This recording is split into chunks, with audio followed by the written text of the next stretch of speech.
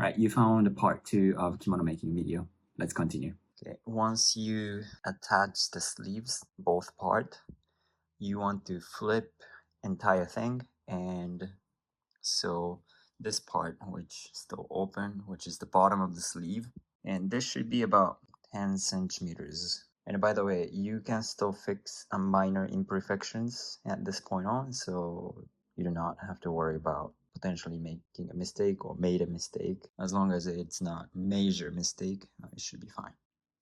Even if you get a gap like this, it is okay. You can basically hand sew this later. Once you attach the sleeves, let's take care of these.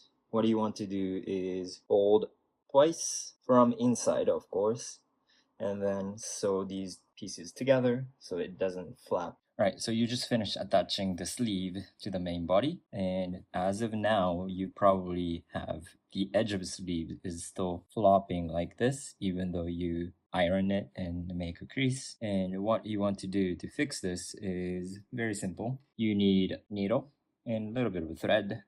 I'm going to use white because the top part has white to it. What you want to do is first you insert the needle inside the edge and bring it outside. And what you want to do is just enough to pull the inside. So I am needling back almost where the thread came out, like so. And come here and finish up the thread.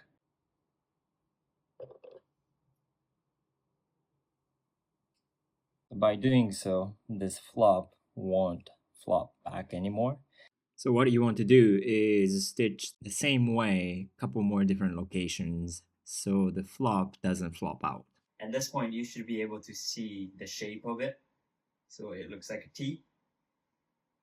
The bottom part is dragging on the ground, but it's completely okay. We will fix it later. Now we are moving on to attaching Okumi, which is the front part. Before attaching it, you need to tri-fold one side and sew all the way, but leaving the other side. You should have two of them, and these two should be the mirror image to each other. So if you are tri-folding this side, on the other side, you should tri-fold this side. Alright, now you should have these two sewn and ready to go. And the next step that you want to take is measure 15 centimeters from the side that you just sew to the other side. So from this side to 15 centimeters, this side to 15 centimeters. Let's go back to main body first. These two should be attached still. I want you to calculate from the center to each side 10 centimeters and cut the fabric. Once you cut 10 centimeters each side, it should look like this. Now let's attach Okumi. First, what you want to do is measure B1, which is the shoulder length divided in two. And you want to measure that B1 from this side. In my case, it's 25 centimeters, so it is right here. And then you want to grab your Okumi, a line, and this 25 centimeters mark and 15 centimeters mark for Okumi. And grab a pin and attach. And you want to do the same process all the way from top to the bottom, both sides. Once you attach Okumi to the body part, you can start sewing all the way down straight. If your Okumi was a little short, don't you worry, you can adjust to the bottom instead of the top. So basically you can start from the bottom up. Once you attach the Okumi, you want to take care of this side so it doesn't again frail. In my case, I did not have enough real estate here. So what I'm going to do is basically tri-fold this one to basically insert this one and stitch it right there. This is going to be the final step.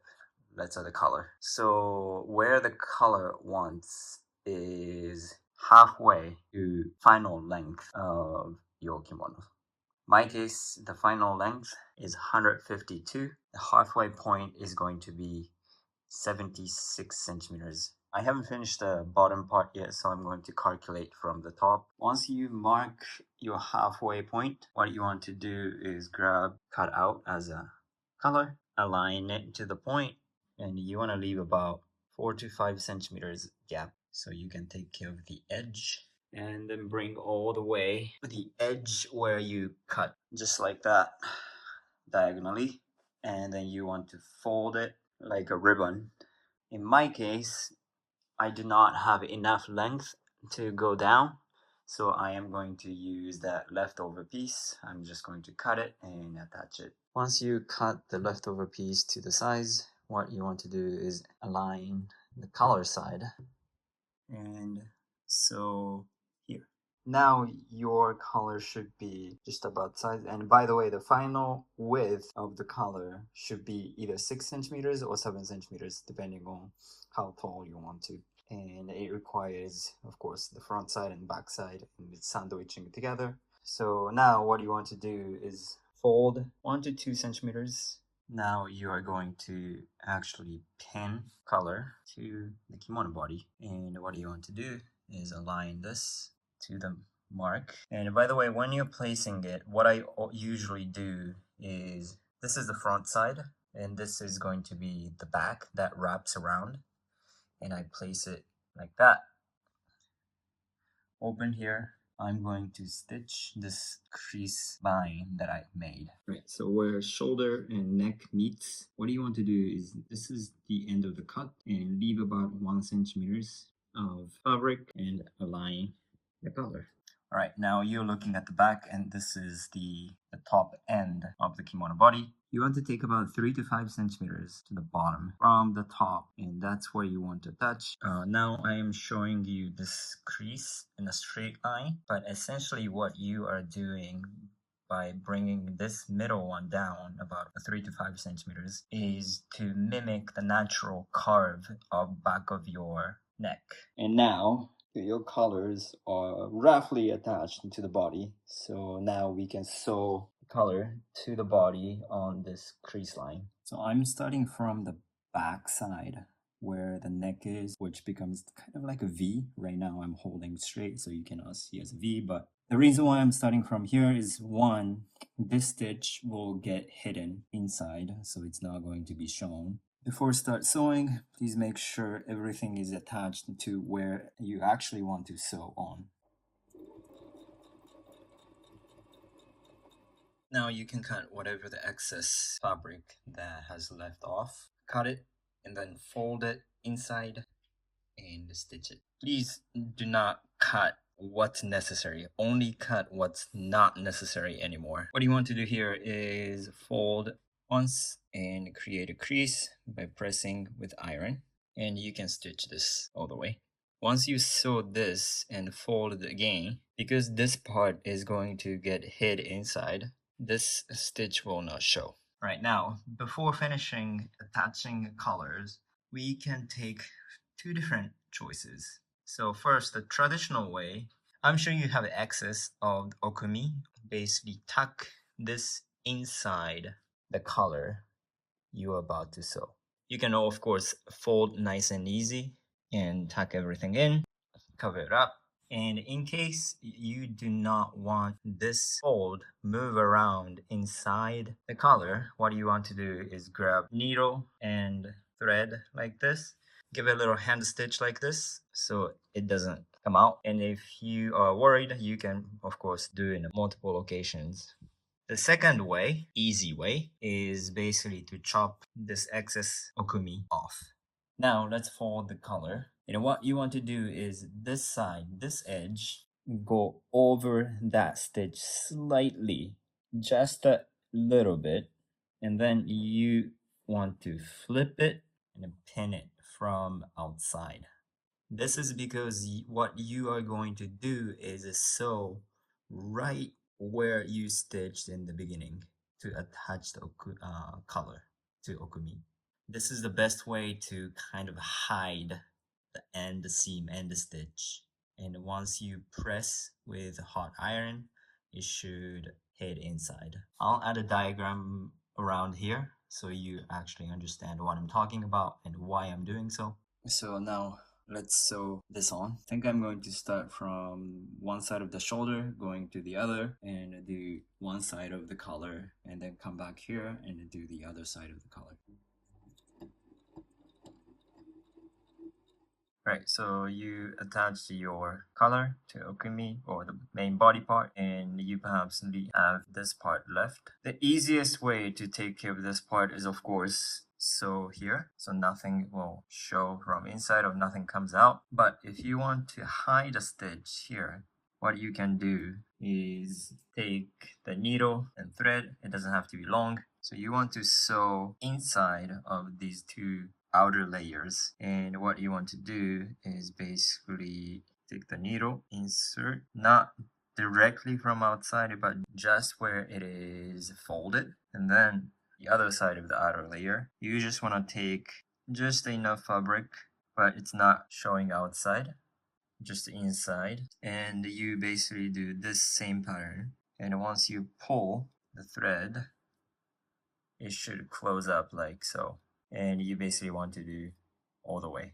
So now I'm going to stitch the bottom, and what you want to do is calculate whatever the final length of your kimono body all the way down from the top, and then mark wherever it is. Once you mark your spot, what you want to do is trifold. First you use iron to make a crease, and then you want to stitch on top here. If your okumi is longer than main body part of the kimono, you can certainly cut the excess off. Alright, so before you sew on, you want to try it on to check if the length is correct. If it is too long, you want to tuck it in more. If it's too short, you want to release a little more fabric. This is the very last part, and this is just to reinforce some of the parts, especially around the sleeves. So on the bottom of the sleeve where openings are, this part tend to be a little weaker, and especially you let your arms through multiple times, and over time it might torn. So in order to avoid that, you want to stitch just enough on top here. And how you want to do is basically open up first, insert the needle, and please choose the color of your liking, and then come over just enough and come to the other side. You see? This is the beginning from inside, and go over and let the needle through like so, and you want to do it a few times. Yeah, at this point the stitch itself is strong enough and it's just enough to be visible, and certainly you can call it good here. But what I learned is from this point on, what you want to do is let the threads through in between from underneath like so, and the same process a few times. This is a very tiny stitch, but it makes huge difference. And you can just cut the excess off and call it good. And also you may want to reinforce under the sleeve where armpit comes. So that is pretty much whole process that I go through every time I make kimono. If you have any questions, please drop in the comment below, and I will try to answer as many and as much as possible. Unique kimonos like this are coming on the way, so please stay tuned, and thank you very much for watching all the way till the end. Wear your story. Peace.